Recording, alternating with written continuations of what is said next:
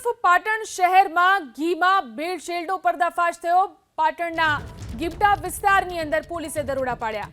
મણિયારીપાડામાં રહેણાંક મકાનમાંથી ભેળસેળયુક્ત ઘી ઝડપાયું છે।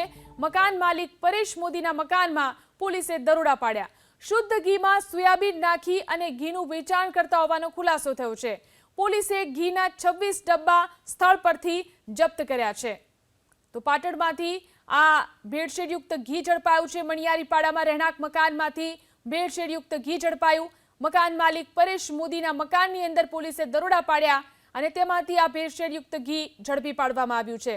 શુદ્ધ ઘીની અંદર સોયાબીન નાખી અને ઘીનું વેચાણ કરવામાં આવતું હોવાનો ખુલાસો થયો છે। તો આ તરફ પાટણ શહેરમાં ઘીમાં ભેળસેળનો પર્દાફાશ થયો।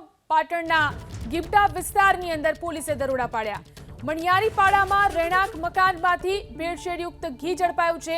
મકાન માલિક પરેશ મોદીના મકાનમાં પોલીસે દરોડા પાડ્યા। શુદ્ધ ઘીમાં સોયાબીન નાખી અને ઘીનું વેચાણ કરતા હોવાનો ખુલાસો થયો છે। પોલીસે ઘીના 26 ડબ્બા સ્થળ પરથી જપ્ત કર્યા છે। તો પાટણમાંથી આ ભેળસેળયુક્ત ઘી ઝડપાયું છે। મણિયારીપાડામાં રહેણાંક મકાનમાંથી ભેળસેળયુક્ત ઘી ઝડપાયું। મકાન માલિક પરેશ મોદીના મકાનની અંદર પોલીસે દરોડા પાડ્યા અને તેમાંથી આ ભેળસેળયુક્ત ઘી ઝડપી પાડવામાં આવ્યું છે। શુદ્ધ ઘીની અંદર સોયાબીન નાખી અને ઘીનું વેચાણ કરવામાં આવતું હોવાનો ખુલાસો થયો છે।